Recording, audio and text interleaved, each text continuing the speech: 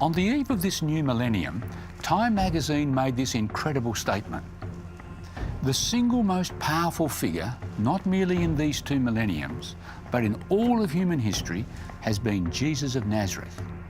Well, that's a pretty bold claim. So who was he? Scholars now know he was a real person who did live 2,000 years ago, because you see, ancient non-Christian historians wrote about Jesus. But who was he?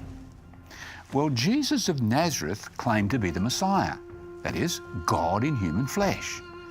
Now, Muhammad, Buddha and Confucius never claimed to be God, but Jesus clearly did.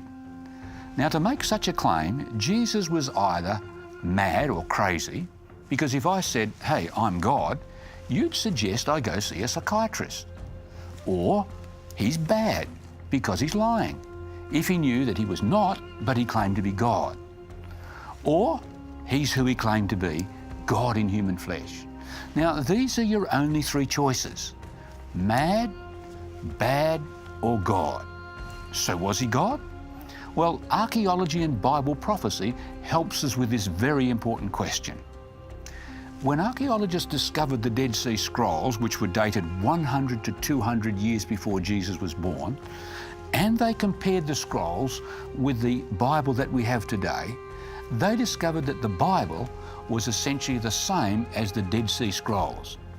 Now, this is important in light of more than 300 biblical predictions about the Messiah that were originally made 450 to 1,000 years before the time of Jesus of Nazareth, and of which we now have copies that go back to 100 to 200 years before he was even born.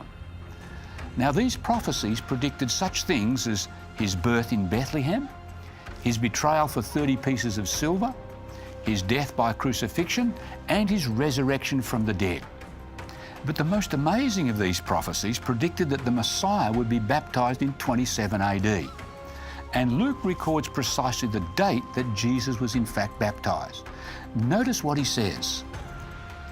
Now, in the 15th year of the reign of Tiberius Caesar, Pontius Pilate being the governor of Judea, Herod being tetrarch of Galilee, his brother Philip, tetrarch of Iturea and the region of Trachonitis, and Lysanias, tetrarch of Abilene, while Annas and Caiaphas were the high priests.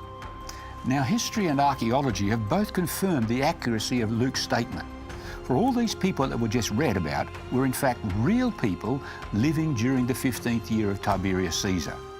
History even reveals that the 15th year of Emperor Tiberius was in fact 27 AD. Now, Luke tells us what occurred in 27 AD. Notice what he says.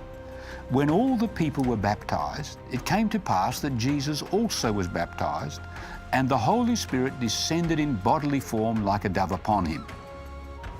There it is. Jesus of Nazareth was baptized, you see, and when he was, the Holy Spirit came on him. Luke puts it this way in his book of Acts. Notice what he says. God anointed Jesus of Nazareth with the Holy Spirit and with power. Did you catch it?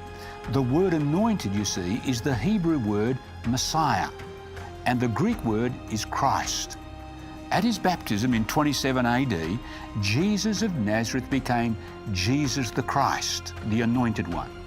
But you see, Daniel had predicted this over 500 years before. You see, Bible prophecy reveals very clearly that Jesus is the Christ or the Messiah. In other words, he's God in human flesh. But there's much more. The prophecy even predicted that Jesus would be crucified in 31 AD, and he actually was. You see, which is why Sir Isaac Newton, the man famous for the law of gravity and a keen student of Bible prophecy, had this to say about the prophecy of Daniel 9. He said, it's the foundation stone of the Christian religion. Now, you can check all of this out for yourself in our free online course called Secrets of Prophecy. Visit our website and learn more today.